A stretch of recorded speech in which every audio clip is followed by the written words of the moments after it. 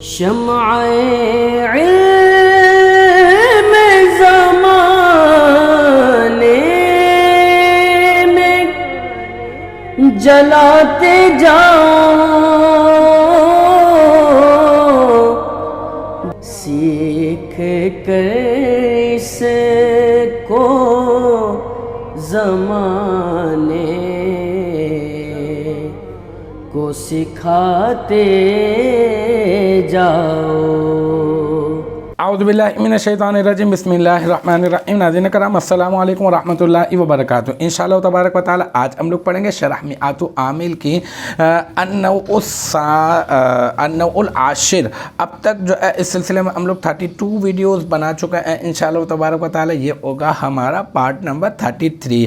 آج کی جو ہماری عبارت ہے وہ ہے قد تکون تامۃ بمعنی الانتقال من مکان الی مکان اخر۔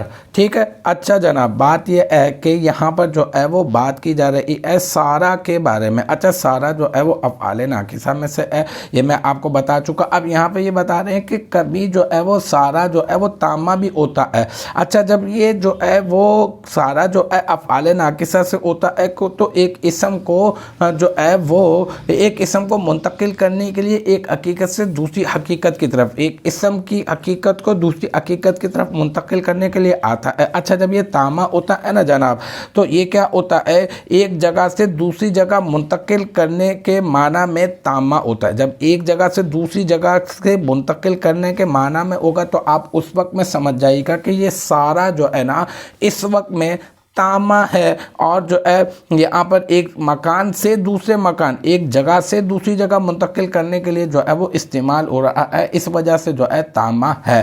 اب اس کی ترکیب بھی کر دیتے ہیں عبارت کی۔ قد تکون تامۃ بمعنی الانتقال من مکان الی مکان اخر۔ قد جو ہے حرف تحقیق برائے تقلیل، تکون فعل ناقص صیغہ واحد مؤنث غائب، اس میں ہوا ہیا ضمیر مرفوع متصل اور مستتر، ٹھیک ہے نا، اور را جے بسوے سارا وہ بن گیا اس کا اسم، ٹھیک ہے۔ اب جو ہے اس کی دو خبریں ہیں، اس کا اسم تو مل گیا نا تکونو کا اسم، اب اس کی دو خبریں ہیں، دونوں خبریں آگے دیکھتے ہیں۔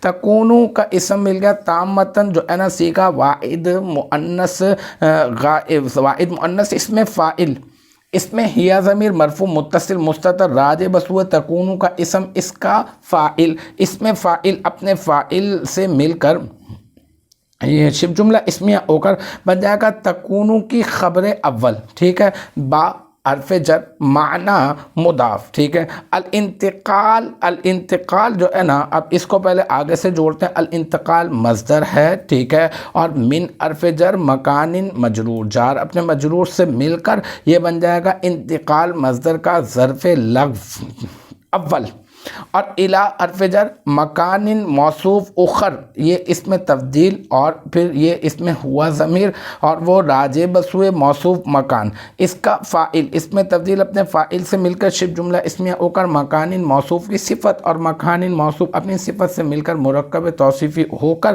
الی حرف جر کا مجرور، جار اپنے مجرور سے مل کر انتقال مصدر کا ظرف لغو ثانی، اور پھر انتقال مصدر اپنے ظرف لغو اول اور ظرف لغو ثانی سے مل کر یہ بن جائے گا معنی مضاف کا مضاف الیہ، پھر معنی مضاف اپنے مضاف الیہ سے مل کر با حرف جر کا مجرور، اور پھر جار اپنے مجرور سے مل کر یہ بن جائے گا ثابتتاً اس میں فاعل کا ظرف مستقر، ثابتتاً اس میں فاعل، اور اس میں ہیا ضمیر مرفوع متصل مستتر راجع بسوئے تکونو کا اسم، اس کا فاعل، پھر اس میں فاعل اپنے فاعل اور ظرف مستقر سے مل کر یہ بن جائے گا شبہ جملہ اسمیہ ہو کر یہ کیا بن جائے گا تکونو فعل ناقص کی خبر ثانی، تکونو فعل ناقص اپنے اسم اور اپنی دونوں خبروں کے ساتھ مل کر بن جائے گا جملہ اسمیہ خبریہ۔ تو الحمدللہ یہ ہمارا النوع العاشر کا پارٹ نمبر 33 بھی اپنے اختتام کو پہنچا۔ مجھے امید ہے کہ یہاں تک کی جو بات ہے وہ آپ کی سمجھ میں آ گئی ہوگی۔